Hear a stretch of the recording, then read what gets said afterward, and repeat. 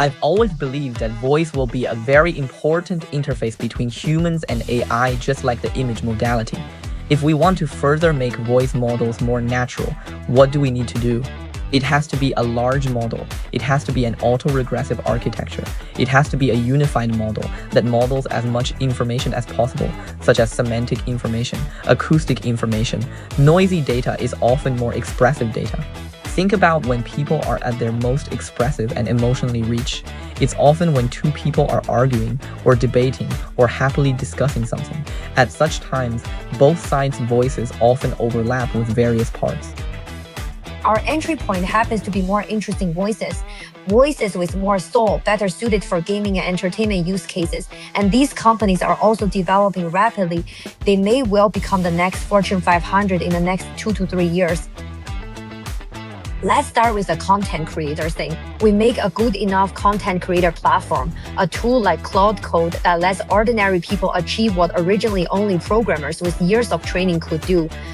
We want Fish Audio to let every ordinary person also become a senior content creator. And then from there, we step by step move toward AGI.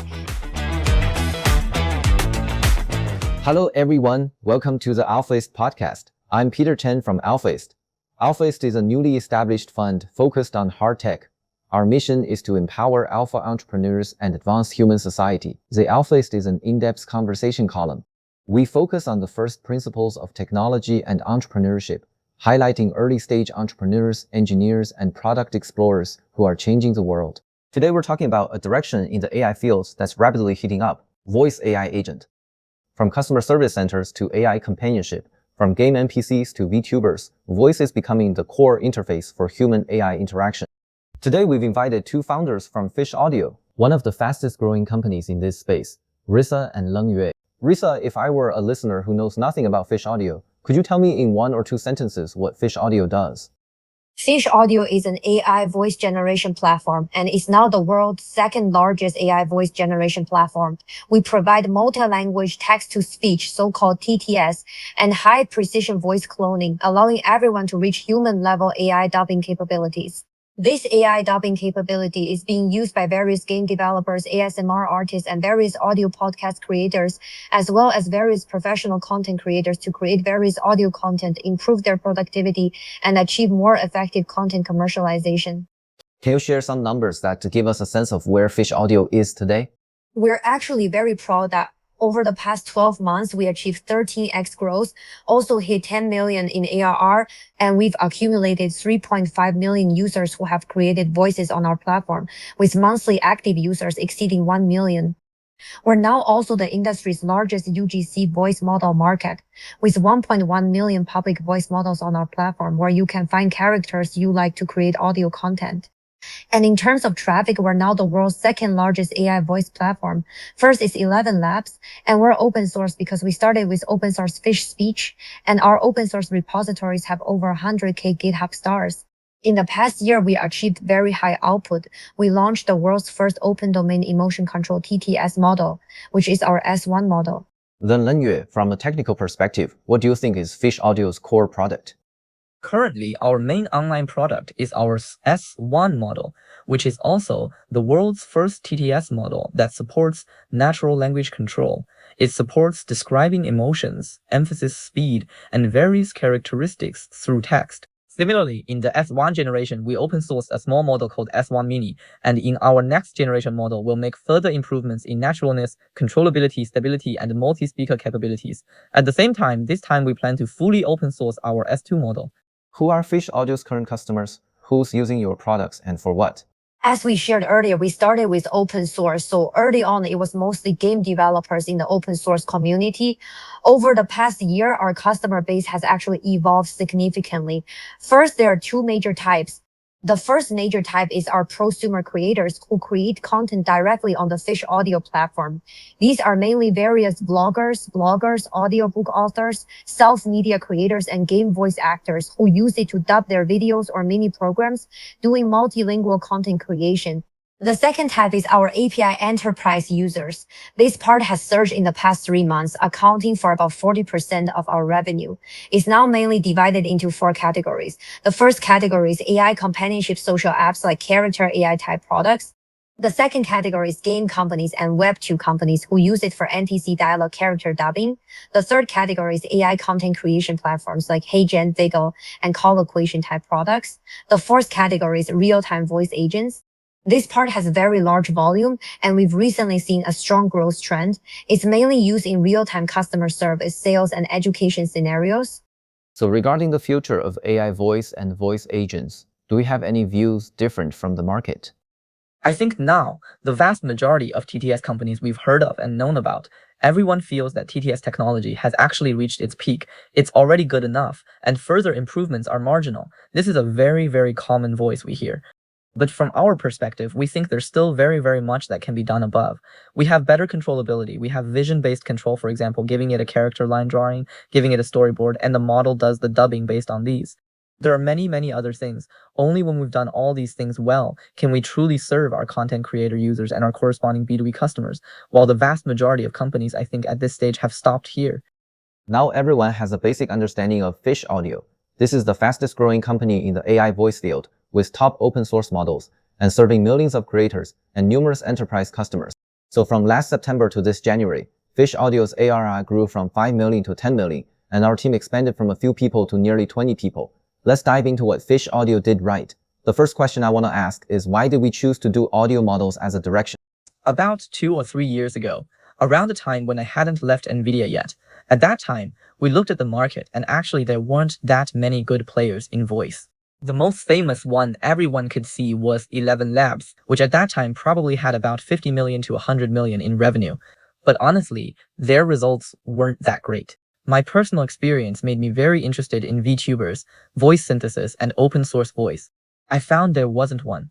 The effects couldn't meet my expectations. I felt they weren't natural enough, especially when sentences got long. You could clearly feel the voice generation becoming very monotonous. We thought, could we solve this problem and make voice more natural?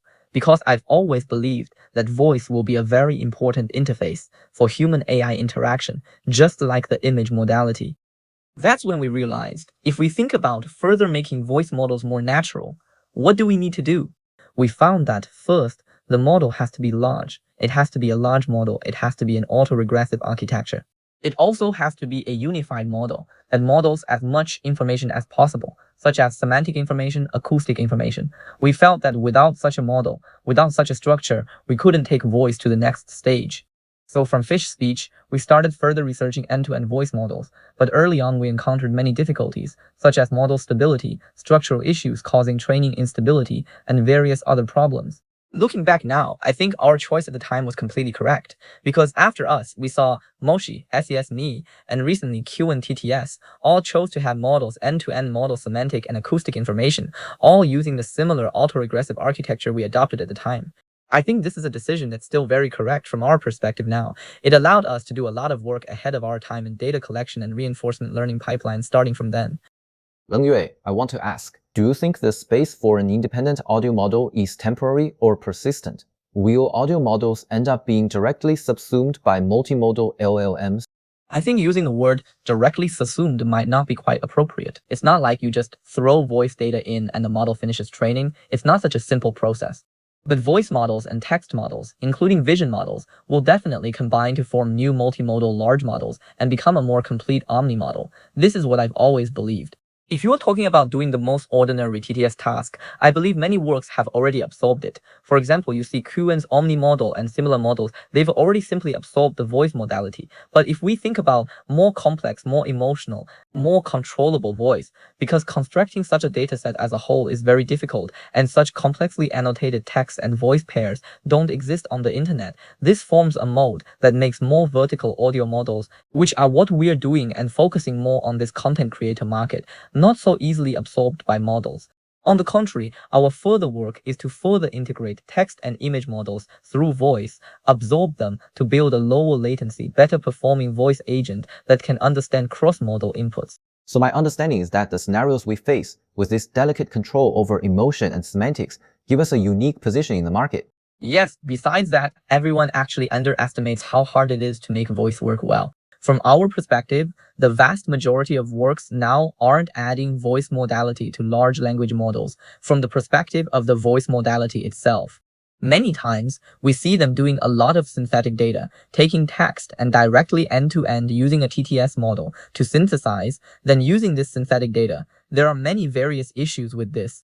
This kind of data is certainly easy to get, but like many times synthetic text data, it's a low-hanging fruit. You can quickly improve your model performance, but at the same time, it has some toxic things. It will to some extent affect your model's performance and ceiling. Now looking back, whether in voice, text, video, or image modalities, we've all seen this kind of pattern. So we believe there definitely needs to be more high-quality data, human annotated driven data to further drive model capability improvement. This is the unique moat we've gained now. So in the audio field, will there be something similar to the scaling law of large language models? As a startup with probably much smaller scale, compared to these big companies, do we have disadvantages in terms of data or computing power accumulation? That's actually a really interesting question. If we just look at the simplest, most primitive TTS task, you'll find why all open source and closed source models basically stop at 1.5B or 4B scale. Because we all can see that when the model exceeds 4B in size, for pure TTS tasks, or it's essentially a text-to-speech translation task, we don't see more improvement. But if we look at it from another side, if we want to make voice more controllable, we want voice agent capabilities, we want the model to think better, this step requires us to have more and more parameters, 30B parameters, 100B parameters. We chose like various large language model companies. We chose new architecture. We chose 30A3, 100A10 around these scale models as candidates for our next generation or next generation models. Then from this perspective, a 30A3 model of ours, the training and inference resources are about the same as a 6B dense model. For us, it's affordable. Actually, there's something most people don't know. Most big companies, although they have 10K cards, 100K cards, or even more computing resources to do large language models, the teams working on voice typically have very limited compute. From what I've heard, companies that can reach hundreds of cards, several hundred cards, or 1K cards are actually very rare, and we're already in the first tier within this. Earlier, Lengyue, you mentioned that our future models will absorb images and text into our voice backbone model. Can you explain this idea a bit more? What's the essential difference between this idea and today's multimodal language model training methods? I think these two things are actually different paths to the same goal, but we believe that obtaining high-quality text data currently is simpler than obtaining high-quality voice data, because now there are already quite many relatively mature agentic language models and text models on the market. They themselves can serve as a relatively good data source for online distillation and offline distillation. At this stage, getting text data is actually much less difficult than getting voice data. For example, say we do an on-point solution. We take a voice, use our own end-to-end model to output a text answer. Then we give this text answer and the voice corresponding text to a teacher model. We can calculate the log probability and logits for the entire sequence. We can do online distillation. We can learn and clone the teacher model's behavior. Looking at it now, basically without much cost, we can build a text model that can complete not 100% of questions, but can reach 95% of questions. This has become very simple now. But we found that most companies' accumulation of voice data, especially high naturalness, multi-track, emotion-rich voice data accumulation, hasn't even started because this kind of data is inherently scarce online. So when we move toward text and image understanding, it's actually a faster, more rapid process than them moving toward voice. So my understanding is that earlier you mentioned distilling the large language model. Essentially, the large language model has already experienced massive data pre-training, so it's easier for you to distill higher quality text knowledge from it. But audio doesn't have natural, similar to text, high quality or massive natural data. And in it, there also isn't possibly some clearer mapping and matching between text and audio. Is my understanding correct? I think this understanding is basically correct. Text isn't just about natural corpora. More importantly, major companies have already spent money annotating very many corpora, and we're different from them. The money we spend, the resources we spend are more on annotating voice, finding people to record, and getting more natural tracks. Their money is spent more on text. This is the biggest difference between the two things. And text has many very good open source models we can distill. Correspondingly, looking back at it, voice, there are basically no open source models with very good effects yet. Like audio, if you want to get high quality ground truth audio materials, what level of investment will you make in data? If calculated in money, is it on the scale of millions of dollars? I think we expect our investment in data in Q1 and Q2 this year will reach millions of dollars. it needs corresponding collection in different texts and languages, right? Different languages. Right? Not just different languages, but also different task types. In the early years, we actually made a mistake. After crawling data from the internet, we used the original distribution to train TTS models. This led to the model performing very well on podcasts, but correspondingly, it performed much worse in creation, companionship, movie, and anime dubbing. So the data distribution itself is very important. Internally, we have target data distribution metrics across different languages. We're going one by one to find what data from different data sources should be placed where. How much data do we actually need to build the data recipe for a certain generation of our model? So does that mean all digital audio content currently on the market, including movies, dramas, podcast content, could become training data for our models? From our perspective, obviously all available data is valuable. Of course, different data will have some different copyright risks. So our strategy is that under legal premises, we crawl as many websites as possible, as diverse data sources as possible, including some movies whose copyright has now expired, some anime and corresponding podcasts, and more diverse real-person chat conversations. Listening to this, assuming movie like high-quality produced film and TV content has a lot of rich voice and expressive audio, does that mean some traditional internet big companies or content platforms have an inherent advantage in obtaining this data for training? I don't think so. Limited by the current regulatory system, if we look at the movies and TV shows each company holds, including the voiceovers, they don't necessarily fully own the right to clone those voices. We've also seen many corresponding infringement cases, which is that even if we own the copyright to a movie, it doesn't mean we can use the voices inside as AI training material. Currently, this isn't allowed. You're also subject to strong resistance from voice actors associations and others. Similarly, we can see that Google Books has a lot of internet books in many places. They also have, obviously, you can search for various book e-versions on Google. This doesn't mean they can freely use these books and materials created by others. Understood. Listening to this, my understanding is that as a startup in this field, we don't have any obvious advantage in obtaining data, but our cleaning of high-quality data and the know-how and accumulation behind it give us a stronger experience and compounding effects than bigger companies. Right, we're closer to users and our overall cleaning pipeline is more inclined to preserve high naturalness and multi-speaker voice. For example, if we now randomly look at recent TTS papers from various companies, if they mention data recipes, most recipes only preserve single speaker audio.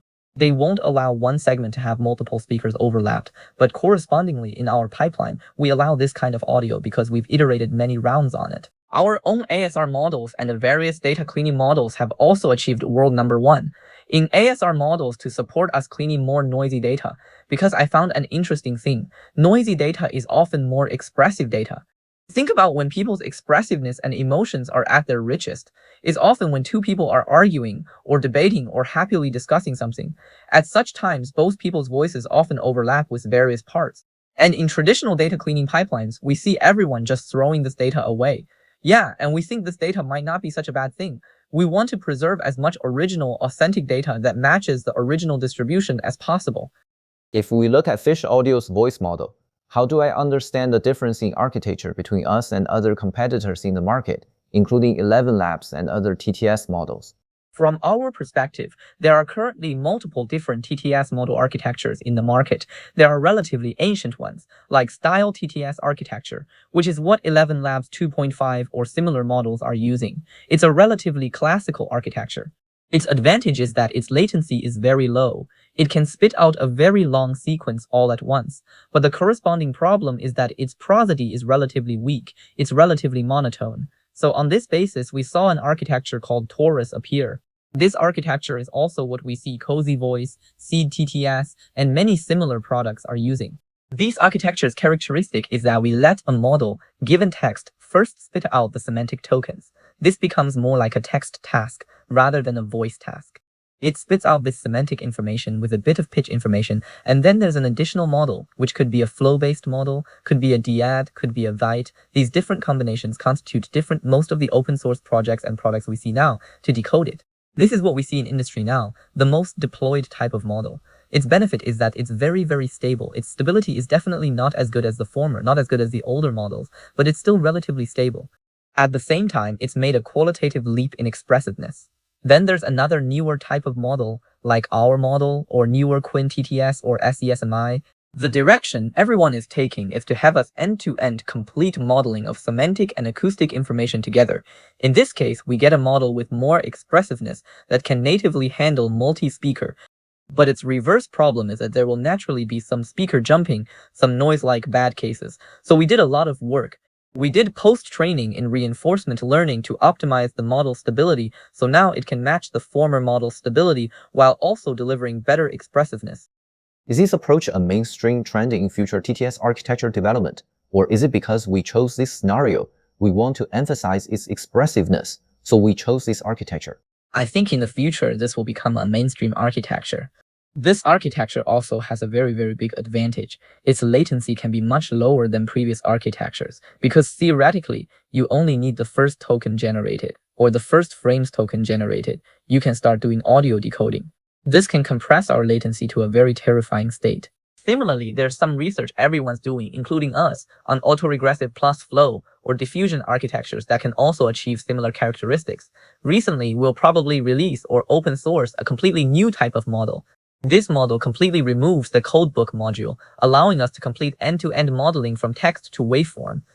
This sounds like a very big breakthrough. The company also has some more aggressive, or rather more radical end-to-end encoding architectures in the pipeline. Yes, we've always believed very strongly in end-to-end, because we feel that every module we do is introducing more structure and more complexity into the model. This not only limits the model's own computational efficiency, but also limits the model's capabilities and ceiling. For example, if we look from before to now at voice development, in early years we had a module to predict how long each phoneme would be, then another module to put this length and phonemes together, convert them into MEL spectrogram, then a vocoder to convert the MEL spectrogram into waveform. This process is very long, and your efficiency also can't go up. Then to now more modern solutions, we input text. It spits out semantic information. That semantic information needs another module to decode it into acoustic information, then a vocoder to decode it again. Our existing modern direction, like our solution, like Quinn solution, we merge the first two modules. We achieve that from text information in, then output acoustic information. Then naturally everyone thinks, can we put text in and directly spit out the waveform? I think this thing will be a very amazing thing. It can hope to reduce this latency to the 30-50 millisecond level. You just explained the end-to-end architecture design of our TTS model.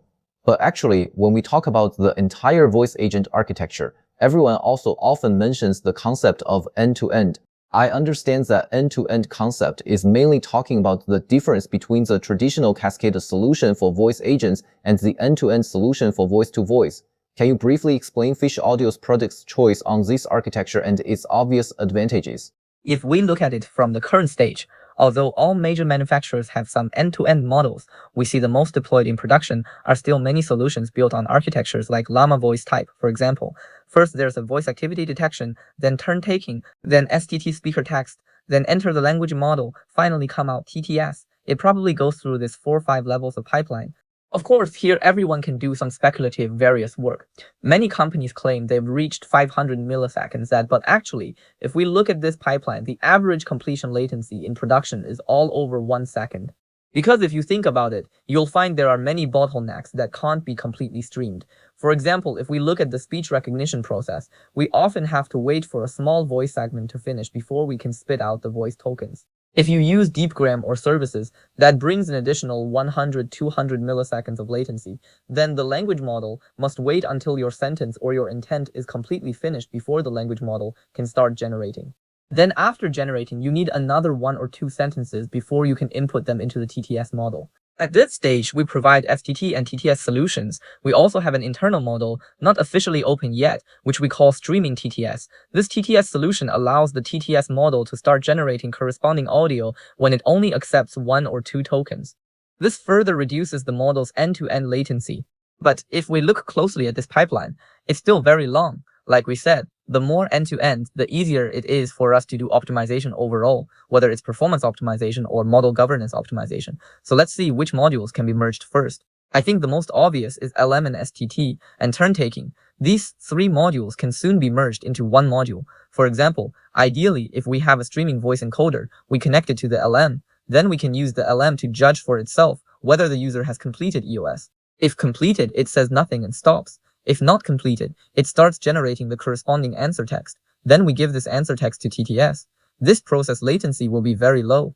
From the user stopping speaking to the model speaking, there's only possibly a 300-500 millisecond online reward latency. If we further optimize, adding streaming TTS or even further merging with the model into one model, then we'll see that the time we need to wait after the user finishes speaking is only 1 LM prefill, possibly dozens of the latest voice tokens time, plus possibly 2 or 3 text tokens output, plus possibly 5 tokens output time.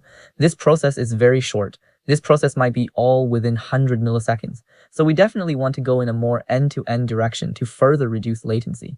If after going end-to-end we imagine taking another step bigger, we can come to the full duplex model that everyone is talking about and imagining. Full duplex models already exist in the world, but the unfortunate thing is that their intelligence level is very, very low. Their performance is very poor. There are various modality conflicts inside, but that solution can provide a response with even lower latency than end-to-end, while also being better at giving supportive tones when the user is speaking, like yes, that's right, or let me think, and various contents. We think this is definitely a progressive relationship. For now, we have STT and TTS. Then we expect in our Q4 this year, we'll see a very good end-to-end solution from us, from speech in to speech out, such a solution, such a model. Then further, we'll move toward the full duplex direction. Then we're paying attention to the company's upcoming new generation S2 audio model. I'd like to understand what are the main advantages and differences of the S2 model compared to the previous generation S1 model. The S2 model compared to the previous generation, we mainly achieved more refined control, multi-speaker, and the lower latency. This part, basically the vast majority of improvements are not from the model structure, but from our work on data. In the S2 model, we basically completely reconstructed our data pipeline. All models in the data pipeline now are developed by ourselves. For this, we developed a world number 1 ASR model for labeling and emotion annotation. We also re-implemented voice separation models and audio quality models, various models like this. This makes our pre-training data naturally have very accurate speaker tags, very accurate various open domain tags. For example, simple emphasize. Complex ones might be like he's carrying a bit of anger, carrying a bit of sadness, such emotions. We integrated all these things into our data pipeline, and then we got a very robust and high-quality pre-training dataset. Our S model completed training on top of it. Then we combined our online user data. From the online usage data, we got very much feedback data on whether users liked it, whether they downloaded it, etc. We used this feedback data to build a huge preference dataset, and then trained a reward model.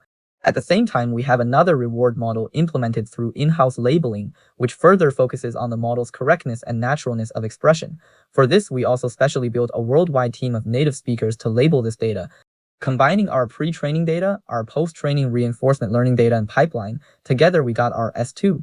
It sounds like the complexity of this S2 pipeline is a very big moat and feature of ours as a startup. Yes, this pipeline is a pipeline we've polished for a very long time.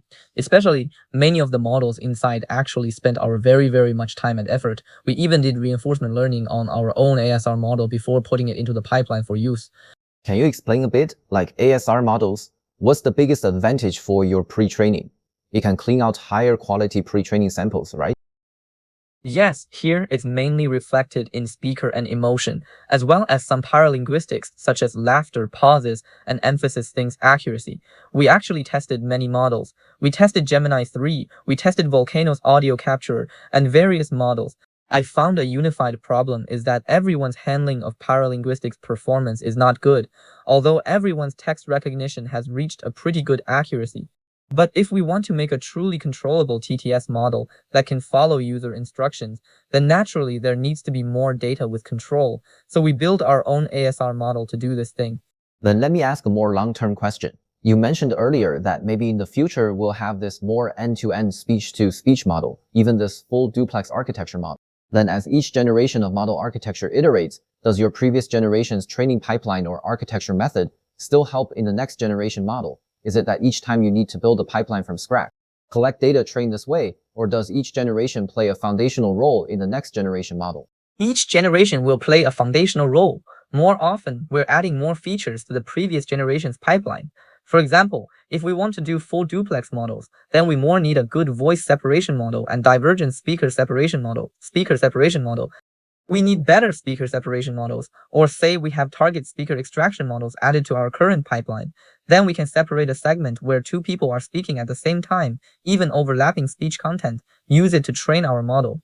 This process is definitely a progressive one. Most data can still be reused from our current S2 training data. Then we just discussed in detail Fish Audio's architecture design and technical roadmap. I'd like to talk with Rissa about, from product and business perspectives, what impact do you think these technical road choices have on user experience and business value? We chose different technical paths according to different business scenarios, matched a model matrix for different needs rather than pursuing a single large model. For example, our earliest S1 model, which is now the platform's flagship model, is also the model our users use the most. It's actually very suitable for various entertainment AI native apps. For example, AI companion social apps, hoping for more natural, more realistic expression. Even this is AI content creation platform. Also, these AI VTubing and gaming companies are suitable for them to create various characters' voices, doing real-time interaction in their apps.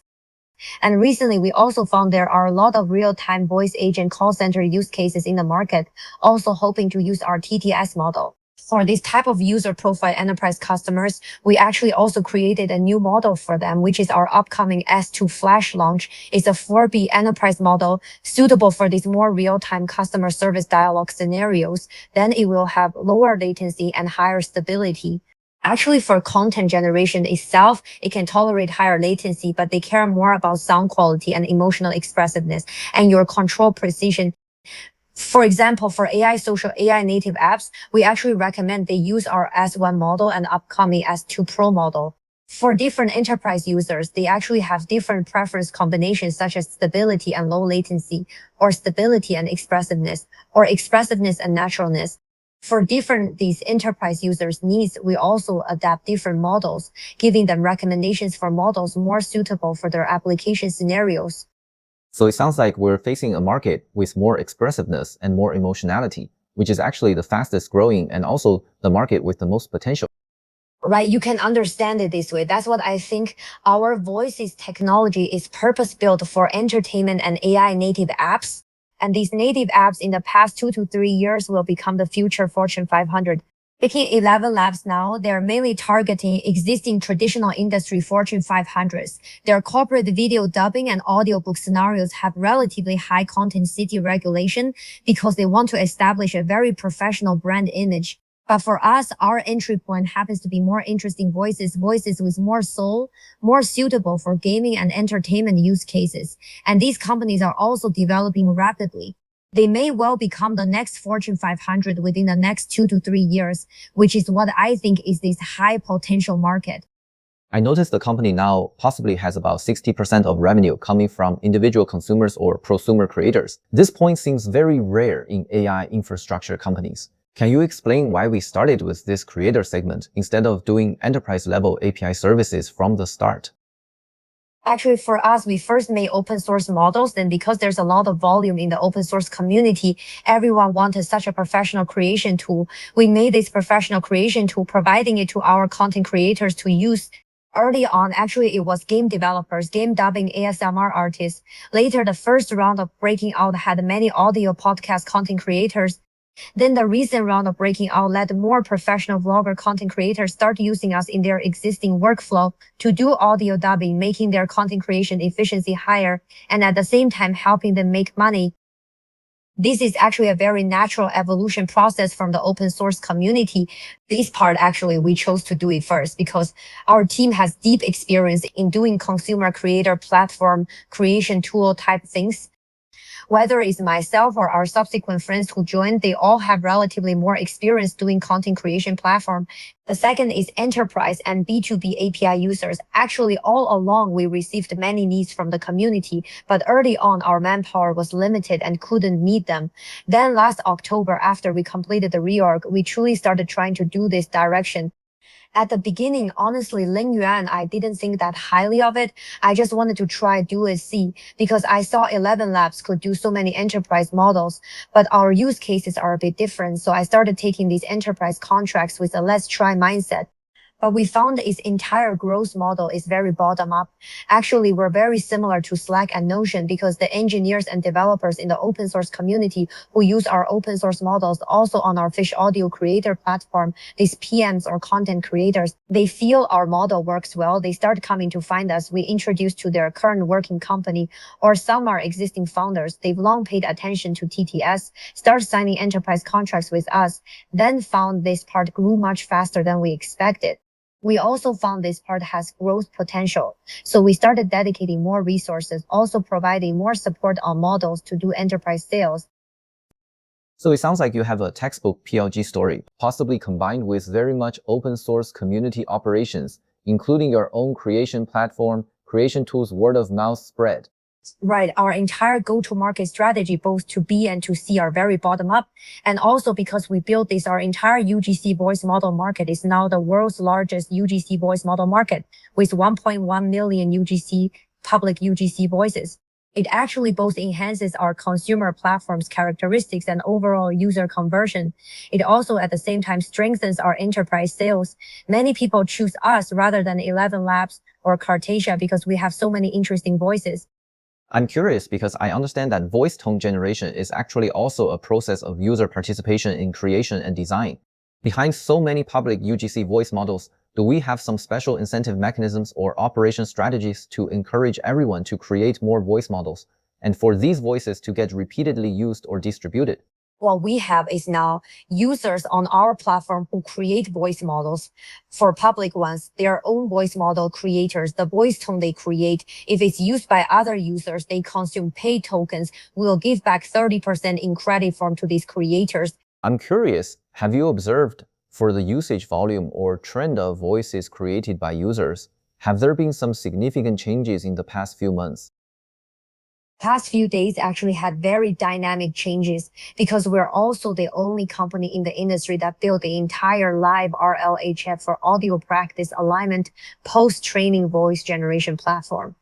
The more people who use languages, minority languages or accented languages, actually our corresponding language models expressiveness will also achieve some explosion. For example, actually last October, our Arabic model achieved an explosion. This was triggered by the passing of an Arabic prince in September. Then his voice was massively cloned on our platform. Everyone to mourn him, cloned his voice, used his voice to create various content, then brought many Arabic users, made our Arabic model achieve a relatively good performance breakthrough.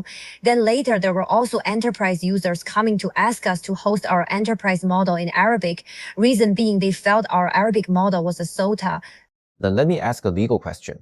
If users upload some famous person's voice for cloning, from the platform's perspective, do we have some review or some risk control mechanisms? Good question. When everyone uploads voice, they have to declare ownership themselves. If you don't have the ownership, others can report will take down your voice model. But because we're a UGC platform, so creators have to be responsible for the voices you create. For voice models where you declare ownership, we actually wouldn't be responsible for them. This is also written very clearly in our terms of service. It sounds like our UGC ecosystem might become Fish Audio's hardest to replicate asset. I wonder how you see this perspective. Actually, I think we've built several self-reinforcing flywheels that are hard to replicate in the past years. Actually, UGC voice tones are just one of them. Then our entire post-training RLHF part is another one. The more people who use voice models, the better and more stable the voice models perform. The more people who use languages or accents, similarly, it in the true sense helped us achieve model expressiveness improvement. This is also the second aspect.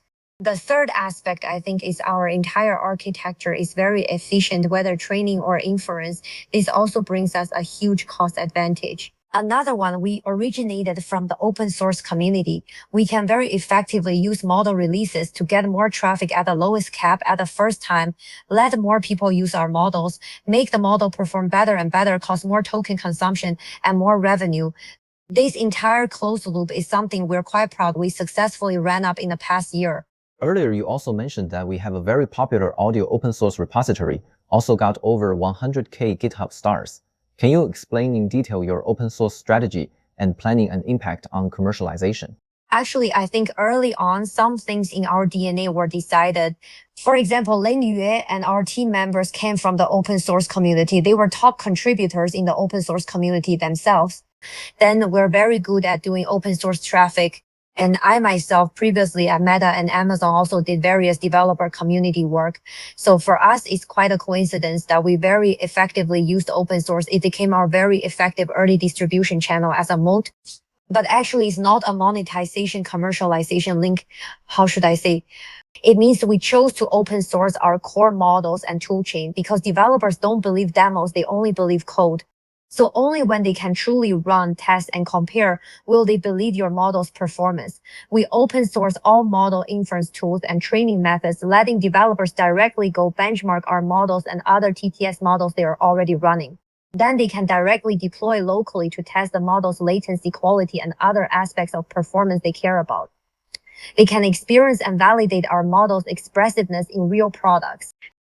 And actually, Fish Audio didn't just go to market by breaking out. It was more about our model and product capabilities. Simply put, open source is for you to use, test, build, to let you perceive the general difference between Fish Audio's model and others. But actually, in our true consciousness, our closed source C commercialization model is what truly lets you scale, go online, lets you use it for development in your products, lets you make money with such a model. This is how many enterprise API customers came. They originated from open source, felt we were good to use. After they scaled up, they started using our closed source models. Rissa, I'm curious. We see many model companies, their product might just be an API, or the model itself doesn't do too much customization or development targeting their specific users or products. But Fish Audio seems different from everyone. You're also developing the complete Fish Studio, and in the new version, there will be more product-level features to solve various product problems creators might need. I'm curious, how do you think about product depth and product design? How is it combined with the entire company's positioning? Actually, in the past 12 months since we launched Fish Audio until now, our entire user profile has had a lot of dynamic change. We also successfully launched our Soda model in the past year. At the same time, we also found PMF and successfully achieved 10 million ARR commercialization. I think this is a very lucky process, but actually throughout the entire year's changes, we also felt the entire user group's dynamic shape from earliest game developers, game dubbing creators, to later audio podcast creators, to now more our professional content creator, VTuber, such user profiles. We actually discovered the users with truly stronger payment capability who will truly stay at Fish Audio are these professional content creators. They use Fish Audio as part of their existing workflow, letting them produce content more efficiently and help them make money. This is actually what we realize now, meaning that this consumer user profile is very important to us. So at least in the next 6 months, I think our direction is still to serve these consumer professional content creators. Based on them, we do some voice-related derivative products and features, making their creation cost lower, efficiency higher. For example, besides existing voice cloning and voice synthesis, we also let them achieve multi-track editing, more refined emotion control, even their lip sync combined with their mouth shapes and entire video avatar set, implementing more complete end-to-end content creation at Fish Audio. This is our product's main focus direction recently. For these professional users, their product requirements, even their average order value level, are actually very different from traditional dubbing users. Right, because these users are gradually becoming mainstream and their payment capability is actually very strong because they pay for Fish Audio is actually for themselves to make money. So these users instead have stronger stickiness. Their usage frequency is also higher and they also have stronger payment and renewal capability. So in the end, it comes down to this. Can Fish Audio bring them the ultimate experience, satisfy their creation needs, and truly help them improve creation efficiency and reduce creation costs? Actually, when I create this podcast content myself, I also discovered that the market actually lacks specialized AI tools for podcast producers or audio creators. Traditional tools are either too old, or these AI tools like 11 Labs do not actually possess the capabilities required for truly professional content creation. I think overall, the consumer platform actually achieved a value which is helping you improve your creation efficiency, making your productivity higher. At the same time, it also improved your creativity. By the way, I want to ask Lengyue a question. From a technical perspective, making Fish Studio's product and making our models well, what are the different challenges behind them?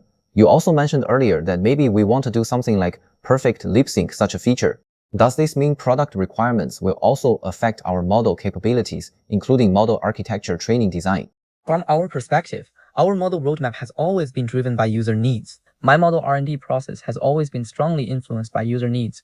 For example, we're also researching better word level timestamp, character level timestamp, and lip sync features like this.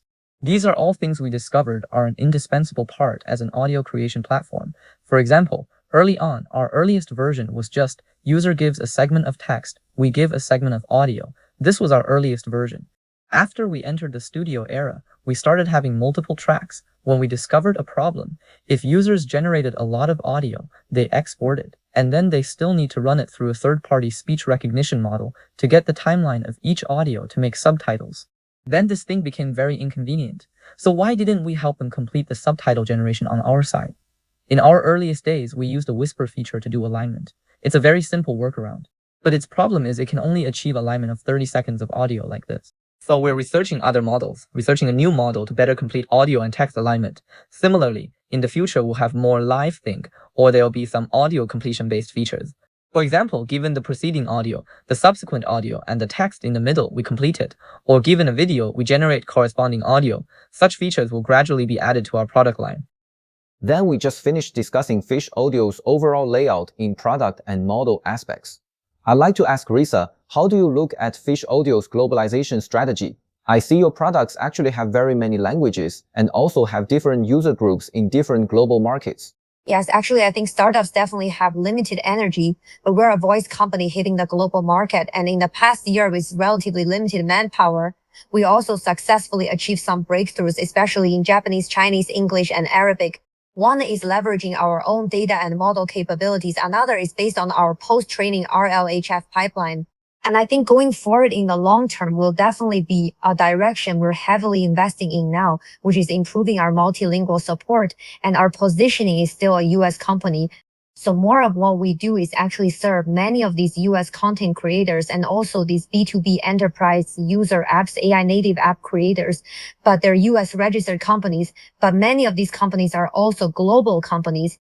For example, they also have operations in Japan or around the world, and their operations aren't just English or Japanese, Spanish. They also operate in Korean, Portuguese, even French and German.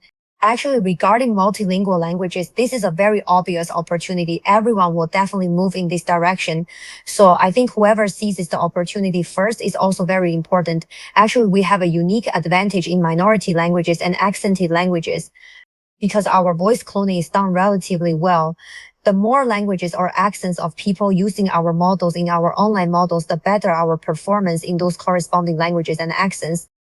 I also shared earlier that our performance in Arabic and non-American accent English achieved some explosions.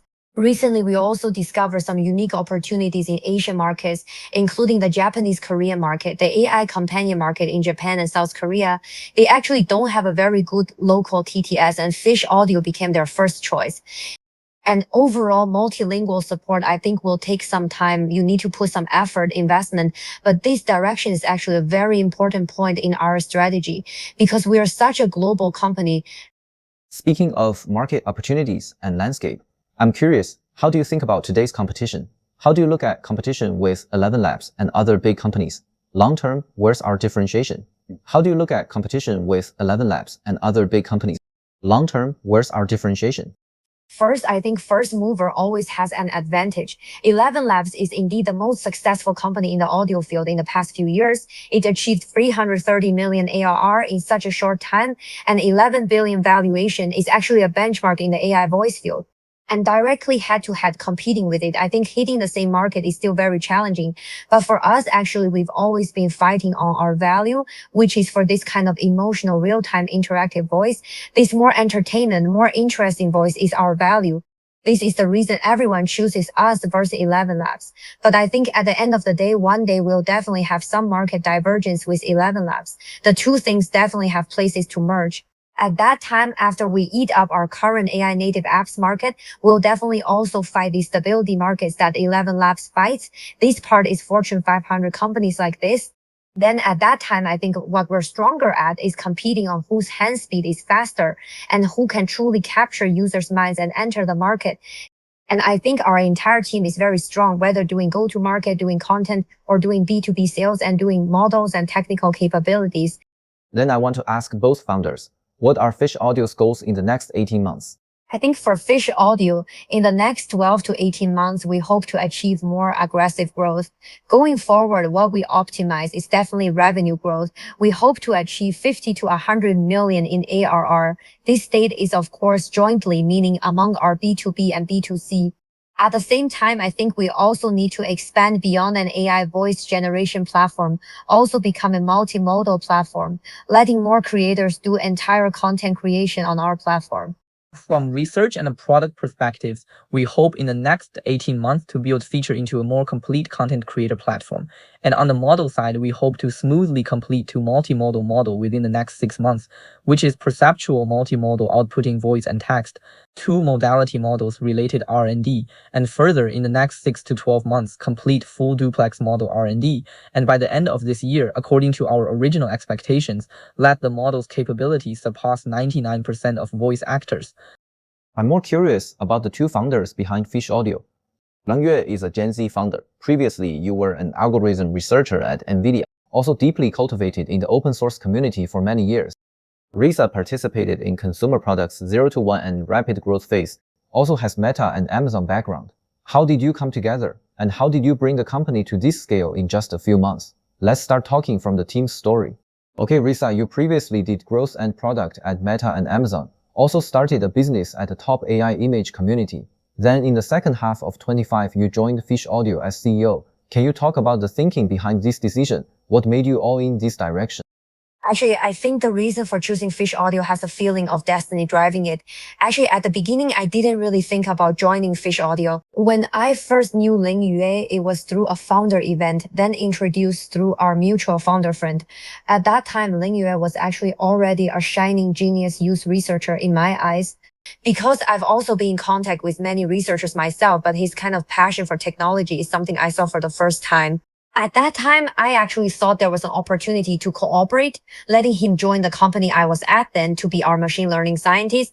But later, in the process of further contact with Lengyue, I also agreed to help Lengyue do growth advisor. In this process, we had a lot of cooperation and communication. At the same time, we also received a lot of positive feedback.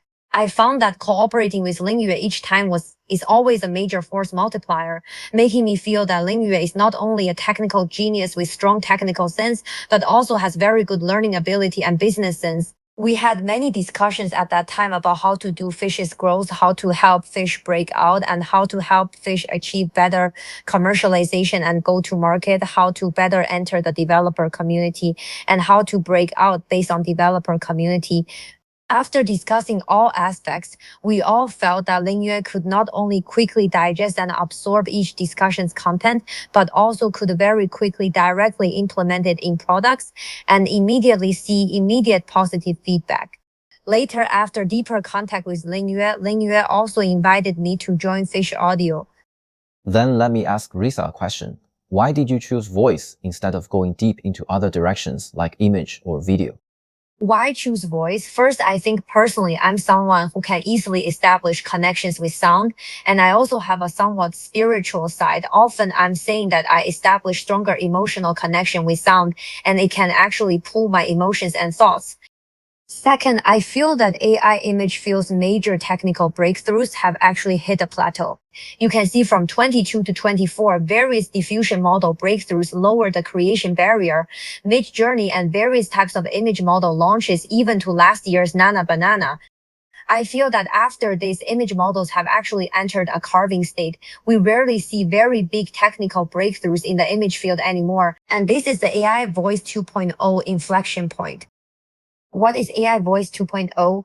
Meaning based on the previous generation, based on this pure broadcasting type, this very corporate, very formal, word for word, very clear AI generated voice, we've entered the next stage, which is more interactive, emotion capable voice.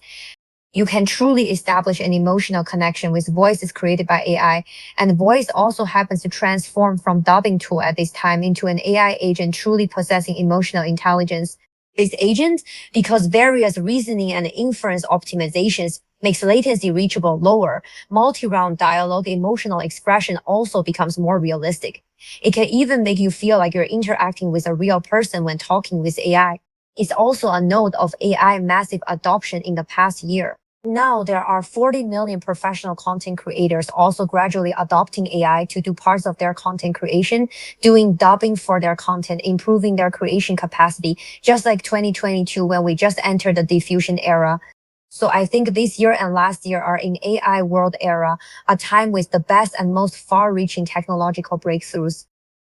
Then Lengyue, after leaving NVIDIA, when you started entrepreneurship, at first you led your technical team yourself, and later started building Fish Audio's team, including bringing in Rissa as CEO and co-founder. How did you make this decision? Fish Audio's entire development process is a process full of stories. From the very beginning, Fish Audio was born out of my own personal experience and our looking at some VTubers, then from a community doing voice synthesis, singing synthesis, to moving toward TTS, such a process. Then finally, around early 2024, we started more actively promoting TTS technology progress. It was also in mid-2024 at NVIDIA, I felt that if at this time point we don't come out, then it might be too late, because looking from then, there was a company in the world that had already started achieving scale in voice synthesis called 11 Labs, and there were no other competitors. At the same time, we felt AI voice needed more fresh blood to make AI voice more emotional, truly reaching people's emotional companionship, achieving more natural such effects. So in mid-2024, I went full-time to do Fish Audio entrepreneurship. By end of 2024, we had some revenue and also got some foundation users from the developer community. At that time, I met Rissa. Rissa recommended us to join the HF0. Then in early 2025, we joined HF0, achieving basically revenue growth from 0 to 1 million ARR. But at this time, we encountered a problem. The resources and connections we could get from the open source community were basically all taken. So at that time, we discussed this problem with Rissa, who was already our growth advisor. Rissa gave us some playbook, thinking we could better leverage this influencer marketing related work. So we further expanded related business, driving growth in this area. Then until we left HF0, it was about 3 to 4 million ARR, around March. At that time, I thought, can we directly have Rissa join us full-time to better lead us to do growth together, at the same time introducing more resources, whether computing resources or talent resources. Finally, we reached an agreement. Rissa joined us, and we've sorted out our roles. I focused more on our model side and research side, also some product orientation. At the same time, Rissa focused more on our strategic rhythm, organization building, focusing on our investor relations, focusing on our enterprise customers, and various resource docking. It sounds like you found a very complementary, also enhanced cooperation method. Then 2025 was Fish Audio's rapid growth year. You also experienced quite a few difficulties in this process. Lengyue, Rissa, could you both share the difficult periods you experienced and how you overcame these difficulties? Actually, last July, I feel is basically the most difficult moment I experienced in the past 2 years. At that time, we encountered some equity structure problems. Then old shareholders multiple times blocked some financing and transactions. Then we felt it brought a lot of disharmony to the company. Although our business was operating normally at that time, cash flow became a bit tight. We felt we might need to quickly clean up this relationship before we could move further forward. Around that same time point, Rissa decided to all in come join us. Then she and I cooperated. We completed the company's restructuring together, coordinated old and new investor relations. Rissa worked very hard to help us clean up the cap table, negotiated with previous old shareholders, and completed cleaning up of company structure, legal relations, these historical burdens. Finally, calculating it, we spent about 2 months to solve all problems completely and introduced a batch of new talent, completed the company's comprehensive reconstruction. Actually, I feel from this long-term cooperations perspective, Rissa demonstrated very strong capability, whether it's stress resistance or ability to find financing and maintain investor relations, and ability to pull in suitable people, pull in suitable computing resources. I feel that time was actually quite difficult. We were fighting every day. But for me, actually, a very comforting point is that no matter what difficulties we encountered, Lengyue would choose to stand with me to face this difficulty together. And actually, before deciding to join Lengyue, I had thought about doing something myself. I had shared with friends around me what type of partner I was looking for. We could hold hands back to back, giving each other's backs to each other. And at that time, I truly realized that's what partner relationships are like. Although it was very difficult, Lengyue didn't choose to just accept fate nor choose to just give up. We actually had many acquisition offers. He wasn't shaken by any acquisition offers. Instead, he chose to stick to his dream, stick to solving the company's problems. In that period of time, actually, it was truly the moment when Rissa and Lengyue truly established trust and tacit understanding with each other. I feel July's crisis wasn't an interlude, but was a coming of age ceremony for Fish, Rissa, and Lengyue. On this entrepreneurial journey, we found the partner we truly want to cooperate long term. We also very firmly want to build Fish into a company that can fight tough battles together. I'm curious, I want to ask a deeper question. As Lengyue, as a first-time entrepreneur, also as a Gen Z entrepreneur, when you encountered the company's development difficulties last summer, especially when conflicts with old shareholders and other investors emerged, were such difficulties or situations a universal problem in that environment? I think if we go back to that time point and look, this is actually a normal state in the overall market. To be honest, the companies we encountered in HF at that time, including many founders we know, all encountered some unfair early investment terms and corresponding problems.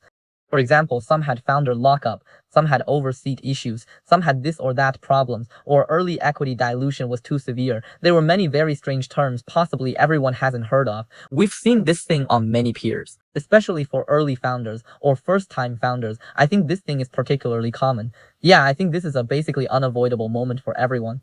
So after that thing, we became extra careful about all legal files, meaning anything we need to sign, especially regarding equity governance related things, we all have legal counsel repeatedly review them, avoiding this thing from happening again in the future.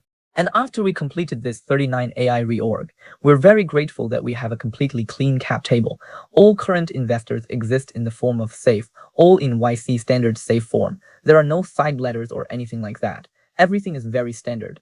This for us is very important in early stage now. It lets us have a very clean team. When we're raising capital, when we're doing products, we don't need to worry about this or that. We can believe investors are standing behind us. For a young entrepreneur, when looking for own co-founders and partners, are there any good lessons and experiences you can share? Yes, I think first, when choosing partners, it's best to choose people whose skill sets are relatively complementary. Everyone has a relatively independent scope. At the same time, your overall personalities and skill sets are relatively complementary. This is relatively good. For example, with Lengyue and me, he's actually responsible for the entire technical part. And I'm more responsible for funding, go-to-market, various partnerships, and some high-level legal company structure. At the same time, I think a very important point is that when you choose partners, you need to look at this person's track record. This company's previous partners or early employees, have they received any company shares? But historically, there are actually some companies you can check and find that they've never given any shares to previous partners. At that time, this might be a red flag, meaning why didn't previous people get shares? Also, does this company have a relatively healthy vesting schedule? Industry standard is 1 year cliff vesting over 4 years. I think founders themselves, while creating value, changing the world, and building products, also need to make sure for the company and their startup partners, are they truly meaningfully taking partners along to create wealth together, letting their value be realized, meaning letting them get the returns for their efforts? This is also very important. I noticed we seem to be a startup that can continuously attract and convert young super individuals. I'm curious, how was this talent attraction built? First, actually, I personally have more long-term experience in Silicon Valley, and I also prefer working with super individuals. Actually, I like to grab the big picture, making sure this thing solves the problem rather than grabbing many details. So I like people I work with to be very reliable. If I give them a thing, they can do it very beautifully. And in this process with Lengyue and I ourselves, we actually previously cooperated relatively smoothly with this type of talent, meaning he's relatively more entrepreneur, has more founder traits. He's good at, meaning he can take full ownership from end to end in a certain field. This type of person, when working in our team, actually works more harmoniously with everyone overall. Throughout the process, personally, I have full respect for this kind of person. I've actually also been relatively intentionally networking and building relationships with this type of talent over the past few years. then either let them join the company I'm currently working at or my previous company, or think of various ways to provide them with some support, then let them also feel I can be helpful for them. In this process, establishing relatively good strategic friendship relationships. And when I'm ready, meaning there's a relatively good opportunity, I'm also willing to give them more upside. Because I think for this type of talent, if you don't give enough potential and upside, they'll start their own companies and won't join a startup like ours. So for this type of talent, actually, no matter what ownership they take, and we are very generous in stock compensation, we use this method to motivate everyone to join us in overcoming difficulties together, taking ownership of this type of person. This is also the most comfortable way we found working together, because to be honest, I feel that a startup isn't a place to cultivate people. A startup is actually a place where everyone finds comrades together to fight battles together. Then we can quickly operate. We're putting the most suitable comrades in different positions. We achieve this win-win together. Everyone's final goal is to win. Regarding the talent question, I want to ask Lengyue, how do we go about attracting the best technical stack in the market? First, we've long cultivated deeply in the open source and developer community. We've known many who have already well proven they have very amazing works, such open source workers, and also relevant researchers. So we try to prioritize bringing them into our team, because the vast majority of them are very strong super individuals, and we generally tell everyone very clearly, we'll try to give each person enough computing resources, compensation, we'll give all this. Then let them run in the direction they're most interested in. Among the multiple directions we give, this is our favorite way of hiring people.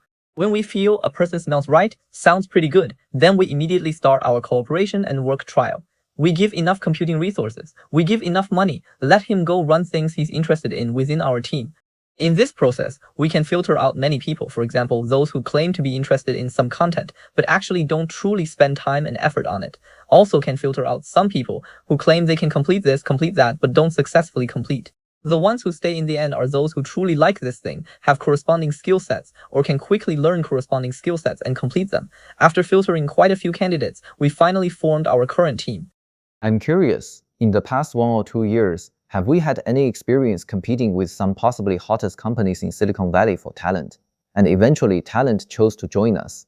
Actually, we haven't done the thing of competing with Silicon Valley big companies for talent. The reason is that our entire team's recruitment profile is actually more biased toward hidden gems, more entrepreneur-like. Actually, in the last round of financing, many investors, our lead investor, asked for our team members' LinkedIn. They actually don't use LinkedIn because everyone is actually more famous in GitHub. These are people, everyone is in a relatively anonymous state in GitHub. Even our product and go-to-market team members are like this. They themselves, many were previously founders in startups, but they experienced co-founder breakup or felt the previous stage's company wasn't a match anymore. So they want to enter to find a new opportunity. Then I think about using their skill sets in our company, see if it suits us, and actually culturally wise, we reward output, not hours. We don't encourage everyone to work overtime, but all our top performers are our company's core team members. Everyone, including our several partners, actually sleep at 4 or 5 a.m. But we also don't encourage sleeping less. It's saying because in this environment, everyone has very strong self-drive. Every day I feel very excited. I feel I'm the person changing and creating the AGI world. I have this feeling. And also our team culture also forged our current talent profile. Everyone is very young, except me. Everyone is Gen Z, and other peers are also very ambitious. This is a relatively good word. Everyone very much wants to prove themselves, wants to prove to the world, meaning actually I can make something very different in our team. This is a culture. I'd like to ask you both, what's the long-term vision for Fish Audio? How would you describe where we're headed in the long run? I think regarding this vision direction, let's start with the open creator thing. We make a good enough content creator platform, a tool like Claude Code that lets ordinary people achieve what originally only programmers with years of training could do. We want Fish Audio to let every ordinary person also become a senior content creator. Then from there, we step by step move toward AGI. We hope that all people who want to do content creation, as long as you have a little imagination, AI can assist you, letting you create very beautiful works and letting your work spread to the whole world. Thank you, Rissa and Lengyue, for today's in-depth sharing. Fish Audio's story shows us how a young team finds and creates their own unique value in the AI era. Also shows the team's vision and obsession for AI voice. Looking forward to Fish Audio's new generation model release, and also looking forward to Fish Audio's next step from audio to multimodal creation platform. That's all for this episode of the Alphaist. See you next time.